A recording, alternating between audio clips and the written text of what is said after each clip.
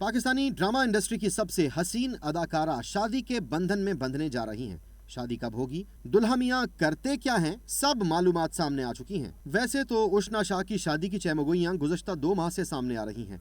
शादी अब हो रही है, शादी कल हो रही है, शादी 1 हफ्ते में हो रही है, वगैरह वगैरह। दरअसल उष्ना शाह ने गुज़श्ता बरस 23 दिसंबर को मंगनी की, जिसके बाद आए रोज उनकी शादी की बातें सामने आती रहीं, लेकिन अब शादी की हतमी तारीख सामने आ चुकी है। उष्ना शाह गुज़श्ता रोज एक टॉक शो में शरीक हुई। शादी का ऐलान उन्होंने खुद नहीं किया, बल्कि प्रोग्राम के मेज़बान से करवाया।